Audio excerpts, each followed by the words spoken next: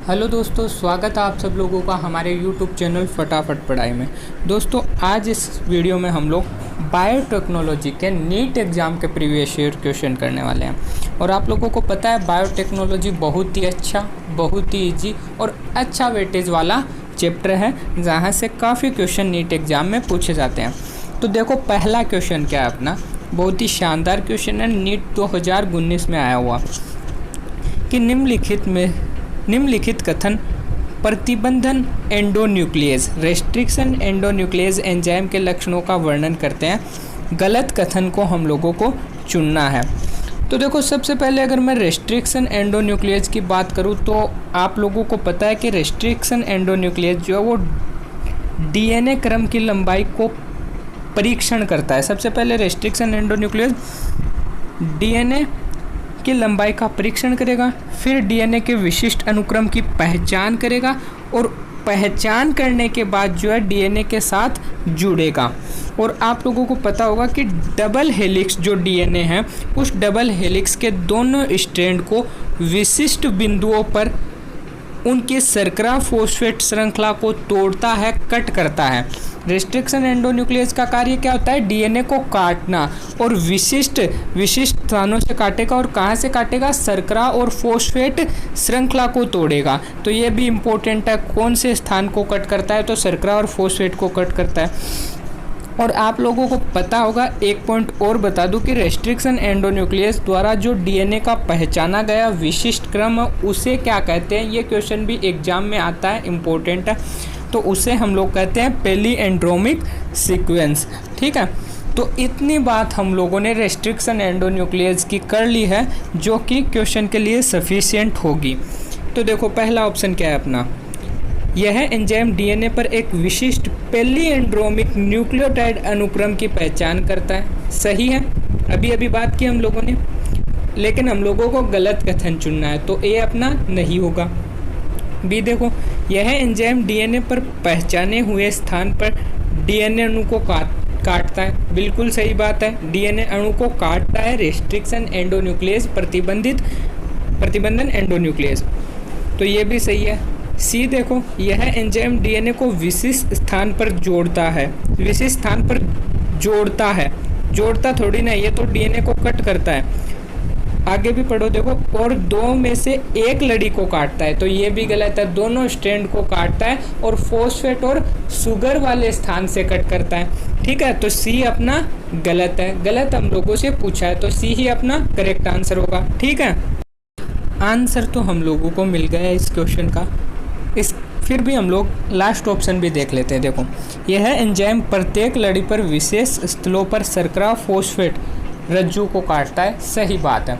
तो ये तो हो गया ये क्वेश्चन। इसके बाद भी मैं थोड़ी सी रेस्ट्रिक्शन एंजाइम या प्रतिबंधन एंजाइम पर बात करना चाहता हूँ। तो देखो, रेस्ट्रिक्शन एंजाइम जो वो दो तरह के होते हैं, एक रेस्ट्रिक्शन एंडोन्यूक्लियस जिसकी हम लोगों ने इस क्वेश्चन में बात की है, और एक होता है रेस्ट्रिक्शन एक्सोन्यूक्लियस। दोनों में फ़र्क ये ध्यान रखना, जो एंडोन्यूक्लियस है, रेस्ट्रिक्शन एंडोन्यूक्लियस, वो डीएनए को बीच में से कट करता है, अंदर से कट करता है, जबकि रेस्ट्रिक्शन एक्सोन्यूक्लियस जो है वो बाह्य सिरों से, डीएनए के दोनों छोर से बाह्य सिरों से कट करना शुरू करता है। ठीक है, क्लियर है? दोनों याद रखना है, अच्छा पॉइंट है, एंडोन्यूक्लियस भी और एक्सोन्यूक्लियस भी, और यहाँ से एग्जाम में काफ़ी बार क्वेश्चन पूछे जाते हैं। ठीक है, क्लियर है? अगले क्वेश्चन पर चलें। इसके बाद नेक्स्ट क्वेश्चन अपना नीट 2019 में ही आया हुआ है। जैव अणुओं के एक मिश्रण में किसके उपचार कर डीएनए अवक्षेपण को प्राप्त किया जा सकता है? तो देखो, ये क्वेश्चन करने से पहले थोड़ी सी हम लोग बात करते हैं डीएनए को शुद्ध रूप में अलग कैसे करते हैं हम लोग। मान लो हमारे पास एक कोशिका है, जिसमें कोशिका झिल्ली होगी, कोशिका भित्ति होगी, उसमें प्रोटीन भी होगी, आरएनए भी होगी, लिपिड भी होगी, सब कुछ होगी। हम लोगों को डीएनए को अलग करना है, तो सबसे पहले हम लोग क्या करेंगे? प्रोटीन को प्रोटीएज एंजाइम, आरएनए को आरएनएज एंजाइम, लिपिड को लाइपेज एंजाइम द्वारा पाचन कर देंगे। इसी तरह कोशिका भित्ति, कोशिका झिल्ली का भी एंजाइमों द्वारा उपचार करेंगे। ठीक है, और जितने भी दूसरे अणु हैं सबको उचित उपचार द्वारा हम लोग हटाएंगे। रेस्ट्रिक्शन एंडोन्यूक्लियस द्वारा डीएनए को कट करेंगे। ये सारे काम करने के बाद जब हम लोगों को अपना जो डीएनए वो शुद्ध रूप में अवक्षेपित करना है, शुद्ध रूप में निकालना है, तो हम लोग क्या करेंगे, ये जो डीएनए है इसको हम लोग डालेंगे चिल्ड एथेनॉल में। किसमें? चिल्ड या ठंडे एथेनॉल में। एथेनॉल क्या होती है? शराब। और शराब आप लोगों को पता है, शराब बड़े बड़े लोगों को बिठा देती है, तो फिर डीएनए की तो औकात ही क्या है, तो डीएनए को भी ये बिठा देगी।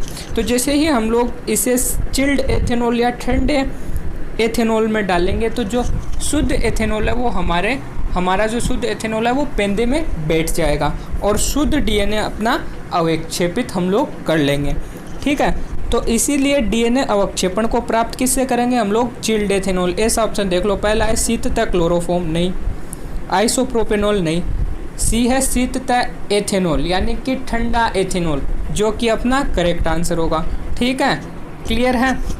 और देखो यहाँ पर हम लोग है ना कोई सीधा क्वेश्चन पढ़कर सीधा आंसर नहीं बता रहे हैं, पूरी उसकी समरी कवर कर रहे हैं, पूरा उसका कॉन्सेप्ट कवर कर रहे हैं, एक एक पॉइंट कवर कर रहे हैं और अच्छे से।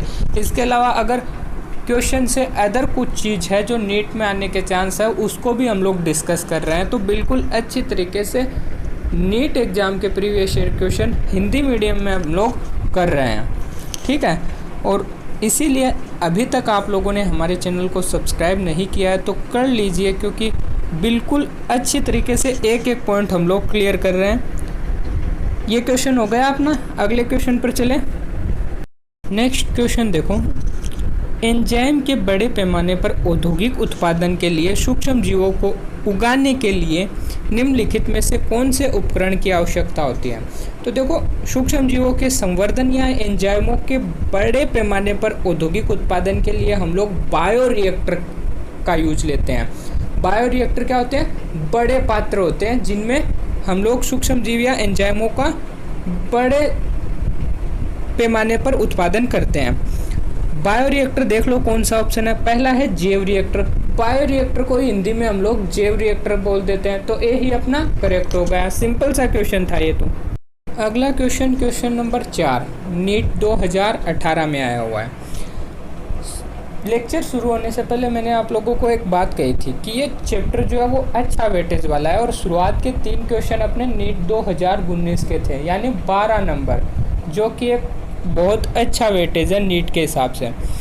चौथा क्वेश्चन देखो, polymerase chain reaction PCR, polymerase श्रृंखला अभिक्रिया में चरणों का सही क्रम बताओ। तो देखो, पीसीआर में सबसे पहला चरण होता है डीनेचुरेशन, जिसे हम लोग हिंदी में विकृतीकरण कहते हैं।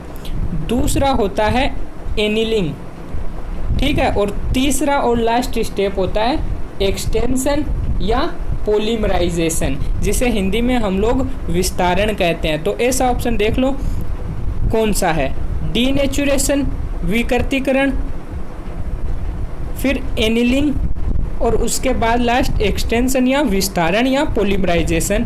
तो कौन सा है अपना? डी ऑप्शन ऐसा सीक्वेंस है अपना जो कि करेक्ट आंसर है, तो डी अपना सही आंसर है। ठीक है, ये सीक्वेंस याद रखना है। देखो, नीट 2018 में आया हुआ है, सीक्वेंस पूछा था पीसीआर का। नेक्स्ट क्वेश्चन देखो, नीट 2017 में आया हुआ है, डीएनए के खंड कैसे होते हैं? तो ये तो बहुत ही सिंपल सा क्वेश्चन आ गया कि डीएनए जो है वो नेगेटिवली चार्ज होता है और अम्लीय अणु होता है। तो नेगेटिवली यानी ऋणावेशित अणु होता है डीएनए और अम्लीय प्रकृति का होता है। तो देख लो ऐसा कौन सा ऑप्शन है। पहला धनात्मक, दूसरा ऋणात्मक, तीसरा उदासीन, चौथा है वे आमाप के अनुसार धनात्मक या ऋणात्मक हो सकते हैं। नहीं, डीएनए नेगेटिवली चार्ज होता है, चाहे छोटा हो या बड़ा हो। तो नेगेटिव आवेशित, ऋणात्मक आवेशित, बी ऑप्शन अपना करेक्ट होगा। ठीक है, इसके अलावा थोड़ी सी बात और करूँ यहाँ पर, जिससे कि आपका एक क्वेश्चन और तैयार हो जाएगा। देखो, डीएनए अभी मैंने कहा नेगेटिवली चार्ज, ऋणावेशित और अम्लीय अणु होता है, एसिडिक अणु होता है। अब जब न्यू बॉडी या न्यूक्लियोसोम का निर्माण होता है, जिसमें क्या होता है, डीएनए जो है वो हिस्टोन अष्टक के चारों ओर लिपटता है, जिसे हम लोग न्यू बॉडी या न्यूक्लियोसोम कहते हैं, हिस्टोन अष्टक के चारों ओर लिपटने को। तो एक क्वेश्चन तो ये हो गया न्यूक्लियोसोम क्या है। दूसरा, मैंने कहा डीएनए नेगेटिवली चार्ज, अम्लीय है और हिस्टोन अष्टक के चारों ओर लिपटता है, मतलब नेगेटिवली चार्ज है, इसका मतलब हिस्टोन अष्टक धनावेशित होना चाहिए, पॉजिटिवली चार्ज होना चाहिए। तो यानी हिस्टोन जो है वो बिल्कुल पॉजिटिवली चार्ज होता है, क्योंकि नेगेटिवली चार्ज डीएनए इसके और चारों ओर लिपटता है। दूसरा पॉइंट, मैंने एक पॉइंट ये भी कहा कि डीएनए अम्लीय होता है, यानी कि हिस्टोन क्षारीय होना चाहिए। बिल्कुल, हिस्टोन जो है वो क्षारीय भी होता है। यानी मैं कह सकता हूँ कि डीएनए जो अम्लीय और ऋणावेशित होता है, वो हिस्टोन जो धनावेशित और क्षारीय होता है उसके चारों ओर लिपटता है। तो 2 पॉइंट याद रखना है, डीएनए ऋणावेशित अम्लीय, हिस्टोन धनावेशित और क्षारीय। ठीक है। इसके अलावा एक और क्वेश्चन जो पूछा जाता है वो ये है, जो इम्पोर्टेंट भी है, काफ़ी बार एग्जाम में पूछा जाता है कि हिस्टोन जो है वो क्षारीय अणु होता है, उसका कारण कौन से अमीनो एसिड है, कौन से अमीनो एसिड उसमें प्रचुरता से पाए जाते हैं जिसके कारण हिस्टोन क्षारीय होता है। तो उसका एग्जाम्पल है, उसमें प्रचुरता से पाए जाने वाले अमीनो एसिड है लाइसिन और आर्जिनिन। कौन से 2 अमीनो एसिड? लाइसिन और आर्जिनिन की अधिकता जो है वो हिस्टोन में पाई जाती है, जिसके कारण वो क्षारीय होता है। पूरा क्लियर है? यहाँ से किसी भी तरह का कोई भी क्वेश्चन बने तो अब हम लोग उसे अच्छे से कर सकते हैं। क्लियर है? अगले क्वेश्चन पर चलें। नेक्स्ट क्वेश्चन नीट 2017 में ही आया हुआ है। वह एक जीन जिसकी अभिव्यक्ति रूपांतरित कोशिका की पहचान करने में सहायता करती है, उसे क्या कहा जाता है? उसे हम लोग कहते हैं सिलेक्टेबल मार्कर, हिंदी में वर्ण योग्य चिन्हक, जिसकी सहायता से हम लोग जो है पोषी कोशिका या होस्ट कोशिका का चुनाव करते हैं जिसमें वेक्टर होता है, जिसमें रूपांतरण हुआ है, और नॉन ट्रांसफॉर्मेंट अरूपांतरण वाली कोशिका को हम लोग बाहर कर देते हैं सिलेक्टेबल मार्कर या वर्ण योग्य चिन्हक द्वारा। ठीक है। तो रूपांतरित कोशिका की पहचान के लिए वर्ण योग्य चिन्हक ए अपना करेक्ट होगा। इसके अलावा एक क्वेश्चन और है माइंड में, वो भी मैं आप लोगों से करता हूँ कि जो एक वेक्टर है जिसका नाम है PBR 322, जो कि पहला कृत्रिम वाहक था, इसके अंदर 2 वर्ण योग्य चिन्हक पाए जाते हैं, उनका नाम बता दो जरा मुझे। PBR 322 में NCERT में इसका बाकायदा डायग्राम भी दे रखा है।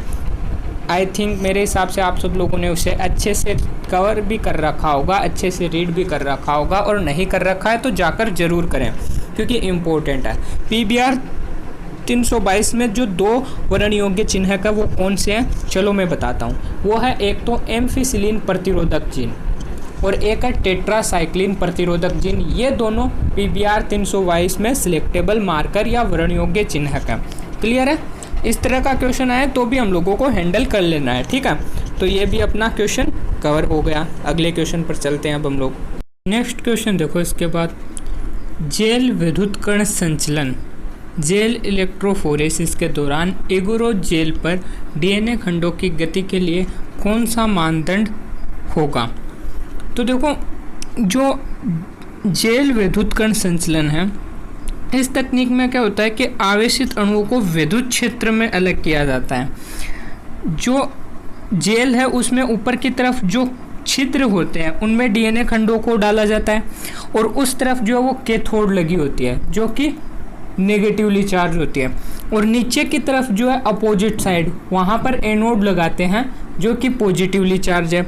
आप लोगों को पता है डीएनए खुद नेगेटिवली चार्ज होता है, तो जब हम लोग उसे जेल के कुओं में या लूप में डालेंगे तो जो छोटे डीएनए खंड है वो तेज़ी से एनोड की तरफ भागेंगे, और जो जितना छोटा खंड होता है वो उतना ही तेज़ी से उतनी ही दूर जाता है एनोड की तरफ। ठीक है। तो इस हिसाब से अपना ऑप्शन चुनना है हम लोगों को। आकार के हिसाब से हम लोग डीएनए को अलग करते हैं। मतलब सिंपल सा है कि जो जितना छोटा खंड होगा वो उतना ही दूर जाएगा। ठीक है। तो पहला देखो, अपेक्षाकृत बड़े आमाप का खंड अपेक्षाकृत दूर जाता है, नहीं। दूसरा है अपेक्षाकृत छोटे आमाप का खंड अपेक्षाकृत दूर जाता है, बिल्कुल। तो बी अपना करेक्ट आंसर होगा। ठीक है। इसके बाद अगला क्वेश्चन देखो, नीट 2017 में ही आया हुआ है। बाजार में भेजने से पहले अभिव्यक्त प्रोटीन के पृथक्करण और शुद्धिकरण की प्रक्रिया को क्या कहा जाता है? तो देखो, बाजार में बेचने से पहले जो प्रोटीन का पृथक्करण किया जाता है, शुद्धिकरण किया जाता है, फिर उसे बाजार में बेचा जाता है, और इसे हम लोग सम्मिलित रूप से जो है वो डाउन स्ट्रीम प्रोसेसिंग कहते हैं, जिसे हिंदी में हम लोग अनुप्रवाह प्रक्रमण कहते हैं। तो ऐसा ऑप्शन देख लो कौन सा है। पहला है प्रतिप्रवाह है, नहीं। दूसरा है अनुप्रवाह है, बिल्कुल अनुप्रवाह प्रक्रमण या डाउन स्ट्रीम प्रोसेसिंग। तो बी अपना करेक्ट होगा। याद रखना, प्रोटीन को बाजार में भेजने से पहले पृथक्करण किया जाता है उसको, फिर शुद्धिकरण किया जाता है, फिर बाजार में उसे सप्लाई किया जाता है, और इन दोनों को सम्मिलित रूप से हम लोग डाउन स्ट्रीम प्रोसेसिंग अनुप्रवाह प्रक्रमण कहते हैं। क्लियर है? इसके बाद अगला क्वेश्चन अपना देखो, विलोडित टैंक जैव रिएक्टर किस लिए अभिकल्पित किए गए हैं? तो ये जो है पूरी प्रोसेस के दौरान ऑक्सीजन को पर्याप्त बनाए रखे इसलिए। तो पहला ऑप्शन देखो अपना क्या है, सारी प्रक्रिया के दौरान ऑक्सीजन की पर्याप्तता बनाए रखने के लिए, बिल्कुल। तो पहला ही अपना करेक्ट आंसर होगा। ठीक है, अगले क्वेश्चन पर चलें। नेक्स्ट क्वेश्चन देखो, नीट सेकंड 2016 का क्वेश्चन नंबर 11। एक ही रेस्ट्रिक्शन एंडोन्यूक्लियस प्रतिबंधन एंडोन्यूक्लियस के काटे गए एक वी जातीय डीएनए और प्लाज्मिड को रिकॉम्बिनेंट प्लाज्मिड या पुनर्योगज प्लाज्मिड बनाने के लिए जिसका उपयोग करके इन्हें जोड़ा जा सकता है, वो एंजाइम कौन सा है? तो बहुत ही इजी क्वेश्चन है। तो लाइगेज, डीएनए लाइगेज एंजाइम द्वारा डीएनए के टुकड़ों को जोड़ा जाता है, जो कि सेम रेस्ट्रिक्शन एंजाइम द्वारा काटे गए हों, उन्हीं को जोड़ा जा सकता है। तो इसका आंसर अपना क्या होगा? लाइगेज, बी करेक्ट होगा। 12 नंबर क्वेश्चन देखो, निम्नलिखित में से कौन सा अनुप्रवाह प्रक्रमण डाउन स्ट्रीम प्रोसेसिंग का एक अवयव नहीं है? तो देखो, फिर से डाउन स्ट्रीम प्रोसेसिंग पर क्वेश्चन है।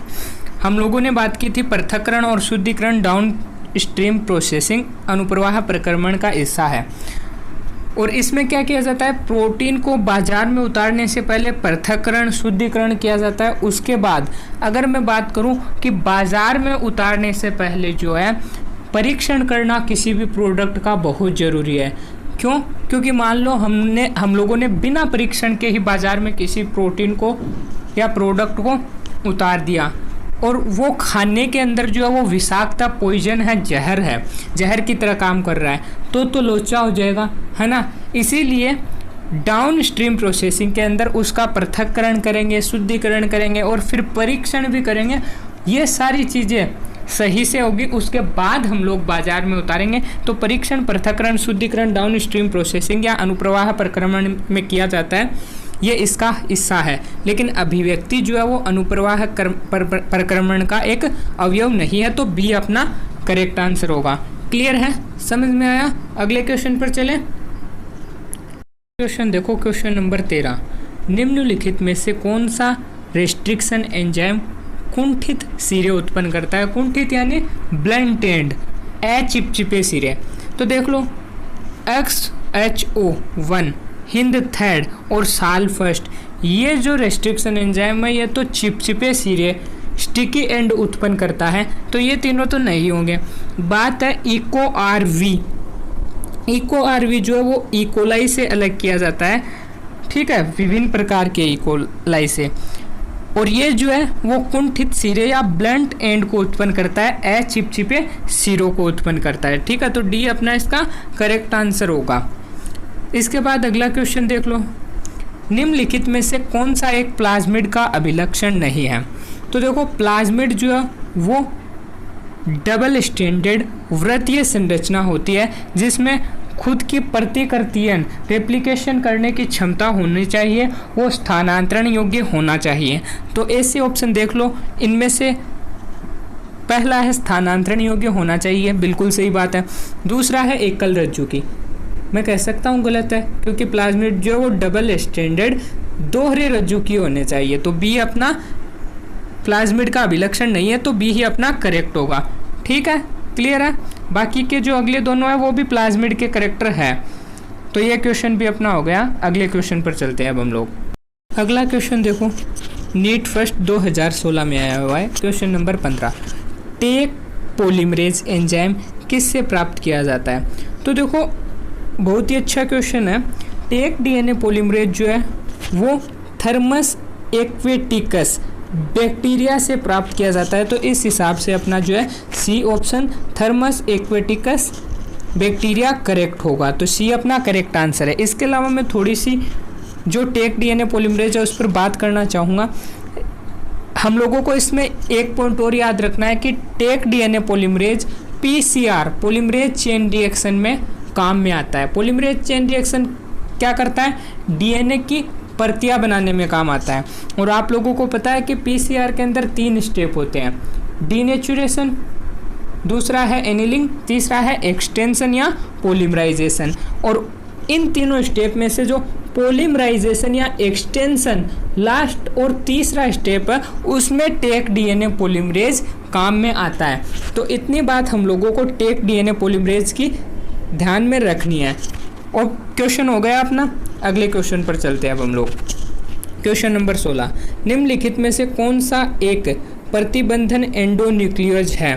पहला है डीएनएज फर्स्ट, दूसरा है आरएनएज फर्स्ट, तीसरा है हिंद सेकेंड और चौथा है प्रोटीएज फर्स्ट, प्रोटीएज। ठीक है, तो इसमें से सिंपल सा है रेस्ट्रिक्शन एंडोन्यूक्लियस हिंद सेकेंड है। और इम्पोर्टेंट ये भी है कि हिंद सेकेंड पहला खोजा गया रेस्ट्रिक्शन एंडोन्यूक्लियस एंजाइम था। तो ये भी एक अच्छा क्वेश्चन बनता है कि पहला खोजा गया restriction endonuclease Hind second, C option अपना करेक्ट होगा। ठीक है, क्लियर है। अगले क्वेश्चन पर चलें। नेक्स्ट क्वेश्चन अपना नीट 2015 में आया हुआ है। डीएनए को विशिष्ट स्थानों पर काट देना किसके आविष्कार से संभव हुआ? तो डीएनए को कट करना रेस्ट्रिक्शन एंजाइम कौन सा है? डी करेक्ट होगा।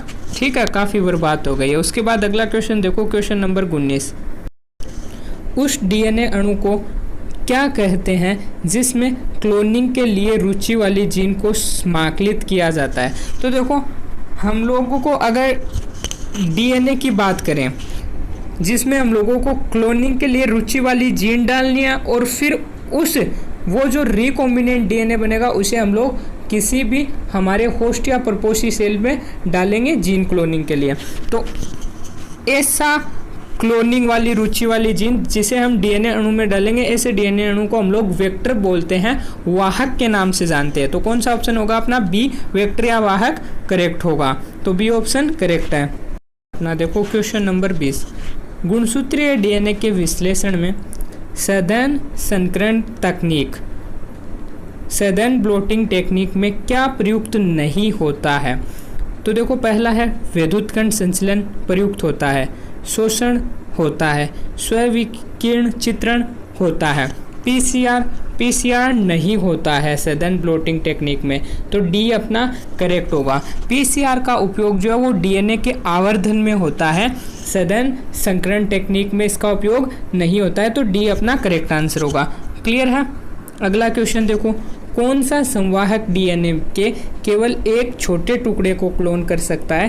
तो संवाहक डीएनए के केवल एक छोटे डीएनए के टुकड़े को क्लोन करने के लिए प्लाज्मिड, सी अपना करेक्ट होगा। क्यों? क्योंकि प्लाज्मिड जो वो अतिरिक्त गुणसूत्रीय खंड होते हैं जिनमें स्व प्रतिकृतिकरण, स्व रेप्लिकेशन की क्षमता होती है। तो सी अपना करेक्ट आंसर होगा।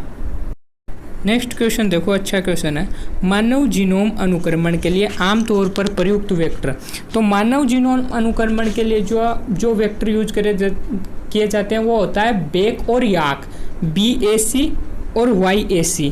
बेक यानी BAC मतलब बैक्टीरियल आर्टिफिशियल क्रोमोसोम और याक यानी YAC ईस्ट आर्टिफिशियल क्रोमोसोम। इनका उपयोग किया जाता है। कौन सा ऑप्शन है? बी। तो बी अपना करेक्ट होगा। ठीक है।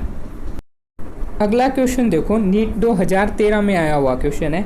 एक रासायनिक अभिक्रिया में रेस्ट्रिक्शन एंडोन्यूक्लियस द्वारा जनित डीएनए खंडों को किस द्वारा अलग किया जा सकता है? तो देखो रेस्ट्रिक्शन एंडोन्यूक्लियस द्वारा काटे गए डीएनए खंडों को हम लोग जेल इलेक्ट्रोफोरेसिस विद्युत कण संचलन विधि द्वारा अलग करते हैं। तो इस हिसाब से अपना सी ऑप्शन करेक्ट होगा। जेल इलेक्ट्रोफोरेसिस की अब लोगों ने काफ़ी बार बात कर ली है इसी वीडियो में। नेक्स्ट क्वेश्चन देखो, फिर से नीट 2013 का है।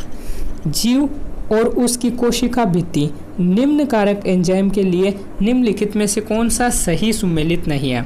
यानी जो जीव दे रखा है उसकी कोशिका भित्ति को कौन सा एंजाइम नहीं तोड़ सकता है वो बताना है, और कौन सा तोड़ सकता है। बैक्टीरिया की जो कोशिका भित्ति है वो लाइसोजाइम द्वारा विघटित हो सकती है, बिल्कुल ठीक है, क्योंकि बोला जाता है कि हमारी आंखों में आंसू जो है उनमें जो है लाइसोजाइम पाया जाता है, इसीलिए बैक्टीरिया की ग्रोथ जो है नहीं हो सकती, ठीक है। उसके बाद प्लांट कोशिका की कोशिका भित्ति जो है वो सेलुलोज की बनी होती है, तो इसे हम लोग सेलुलेज एंजाइम द्वारा पाचन कर सकते हैं, बिल्कुल, तो ये भी सही है। लेकिन हम लोगों को तो वो बताना है जो सुमेलित नहीं है, तो इस हिसाब से ए और बी अपने आंसर नहीं होंगे। सी देखो, सेवाल की कोशिका भित्ति सेलुलोज, पेक्टिन, म्यूसिलेज इनकी बनी होती है, तो ये इसका जो पाचन है वो सेलुलेज, पेक्टिनेज, म्यूसिलेज इनके द्वारा इसकी कोशिका भित्ति का पाचन हो सकता है, विघटन हो सकता है। इसमें मिथाइलेज दे रखा है तो ये गलत है, तो इस हिसाब से अपना सी ऑप्शन भी करेक्ट होगा, ठीक है। डी भी देख लेते हैं। डी है फंजाई, फंगस, कवक, जिसकी कोशिका भित्ति काइटिन की बनी होती है, तो काइटिन की कोशिका भित्ति में पाई जाती है, जिसका विघटन जो है वो काइटिनेज से हो सकता है, तो अपना जो इसका आंसर है वो सी करेक्ट होगा, जो सुमेलित नहीं है। नेक्स्ट क्वेश्चन अपना नीट 2013 में ही आया हुआ है, अच्छा क्वेश्चन है, कॉन्सेप्चुअल क्वेश्चन है। देखो, अपुनर्योगज बैक्टीरिया या जीवाणु की नीली निवही के विपरीत जो रिकॉम्बिनेंट या पुनर्योगी बैक्टीरिया या जीवाणु है उसकी निवही दिखाई देती है, क्योंकि देखो इसमें जो है इस क्वेश्चन को थोड़ा सही कर लेना, जो नॉन रिकॉम्बिनेंट या अपुनर्योगज बैक्टीरिया है उनकी नीली निवही दिखाई देती है। इसके विपरीत जो रिकॉम्बिनेंट बैक्टीरिया है उनकी निवही या कॉलोनी का रंग दिखाई नहीं देता है। ऐसा क्यों? ऐसा इसलिए होता है क्योंकि जो नॉन रिकॉम्बिनेंट है अपुनर्योगज बैक्टीरिया कॉलोनी, उनमें बीटा गैलेक्टोसाइडेज एंजाइम रहता है, जिसके कारण वो नीला रंग शो करता है। जबकि जो रिकॉम्बिनेंट बैक्टीरिया है, उस रिकॉम्बिनेंट बैक्टीरिया में क्या होता है कि जो बीटा गैलेक्टोसाइडेज एंजाइम है, इस बीटा गैलेक्टोसाइडेज एंजाइम का निष्क्रियण हो जाएगा, और इस एंजाइम का निष्क्रियण होना निवेशी निष्क्रियण कहलाता है।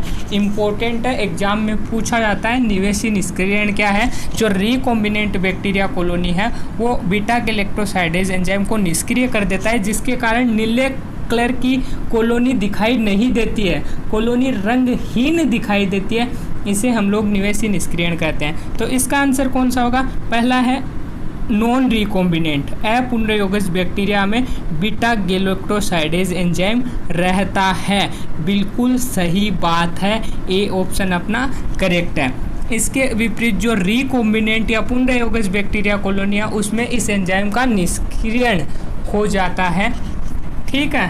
क्लियर है क्वेश्चन? अच्छा क्वेश्चन है, काफ़ी बार पूछा जाता है।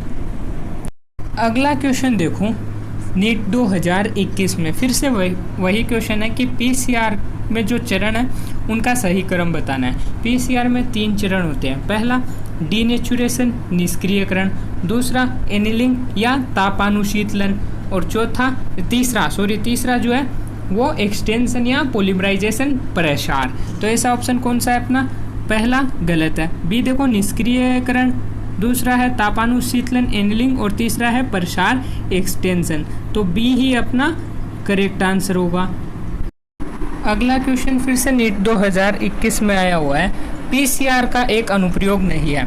तो देखो पीसीआर पॉलीमरेज चेन रिएक्शन किसी जीन में म्यूटेशन या उत्परिवर्तन का पता लगाने में काम आता है। इसके अलावा एड्स जैसी बीमारियों का पता लगाने में भी पीसीआर काम में आता है, और डीएनए की प्रतियां बनाने में भी पीसीआर पॉलीमरेज चेन रिएक्शन काम में आती है। तो देखो पहला अपना जीन परिवर्तन, बिल्कुल। आणविक निदान एड्स वगैरह की जांच में भी हो जाता है, तो बी भी करेक्ट है। और सी जीन परिवर्धन डीएनए की प्रतियां वगैरह बनाने में भी पीसीआर का यूज किया जाता है। तो पहले जो तीनों है उसका वो पीसीआर के अनुप्रयोग है, लेकिन हम लोगों को बताना है जो अनुप्रयोग नहीं है वो बताना है। चौथा है पृथक किए गए प्रोटीन का शुद्धिकरण। तो प्रोटीन शुद्धिकरण जो है वो पीसीआर काम नहीं आता है इसमें, तो डी अपना करेक्ट आंसर होगा। क्लियर है? नेक्स्ट क्वेश्चन है नीट 2021 में ये आया हुआ है। पीसीआर के उपयोग से जीन परिवर्तन की अभिक्रिया के दौरान यदि आरंभ में उच्च तापमान बना नहीं रहता है तब निम्न में से पीसीआर का कौन सा चरण पहले प्रभावी होगा। तो पीसीआर में जो पहले चरण प्रभावी होता है वो होता है डीनेचुरेशन। कौन सा? निष्क्रियकरण। कौन सा ऑप्शन है अपना? डी। तो डी अपना करेक्ट आंसर है। अगला क्वेश्चन नीट 2020 में आया हुआ है। रेस्ट्रिक्शन एंजाइम के विषय में गलत कथन पहचानना है। तो रेस्ट्रिक्शन एंजाइम की हम लोगों ने पूरी बात कर ली है, बस अब देख लो। पहला है डीएनए की लड़ी के पॉलीएंड्रोमिक स्लो पर काटते हैं, सही बात है। दूसरा जेनेटिक इंजीनियरिंग में उपयोग होते हैं, बिल्कुल सही बात है।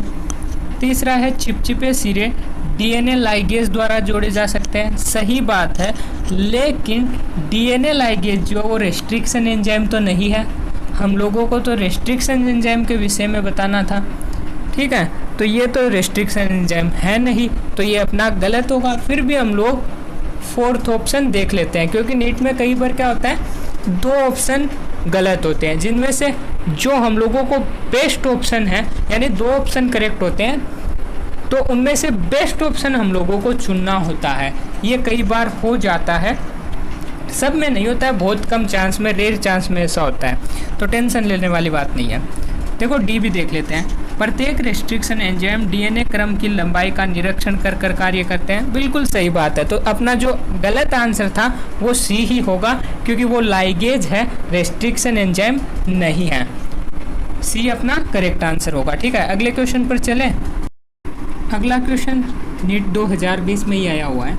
इको आर फर्स्ट द्वारा पहचाने गए पॉलीएंड्रोमिक सीक्वेंस क्रम है। तो देखो ये आप लोगों को याद करने पड़ेंगे। इको आर फर्स्ट किसको पहचानता है और कहाँ से काटता है, हिंद सेकंड किसको पहचानता है और कहाँ से काटता है।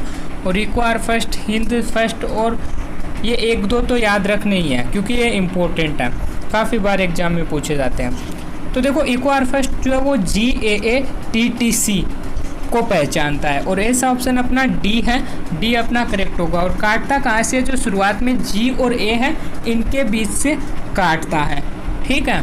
तो डी अपना इसका करेक्ट आंसर होगा। और ये आप लोग देखकर याद कर लेना, इको आर फर्स्ट और हिंद सेकंड दोनों के। इसके अलावा 1-2 एक्स्ट्रा हो तो वो कर लेना, वरना ये 2 तो करनी है आप लोगों को। और आज का अपना लास्ट क्वेश्चन है, नीट 2020 में ही आया हुआ है। जेल इलेक्ट्रोफोरेसिस में पृथक हुए डीएनए के खंडों को किसकी सहायता से देखा जाता है। तो इस पर भी हम लोगों ने काफ़ी बार बात कर ली है। इन डीएनए खंडों को हम लोग इथिडियम ब्रोमाइड से अभिरंजित कर यूवी वीकेंड इन पर डालते हैं, तो ये चमकीले नारंगी कलर के दिखाई देते हैं, ठीक है। तो अपना पहला ऑप्शन है यूवी वीकेंड इथिडियम ब्रोमाइड से, तो ए ऑप्शन करेक्ट होगा, ठीक है। और इसी के साथ आज का अपना ये वीडियो भी कंप्लीट हुआ। और अगर आप लोगों को हमारा वीडियो पसंद आए तो इसे लाइक करें, अपने दोस्तों से शेयर करें और हमारे यूट्यूब चैनल को सब्सक्राइब करें।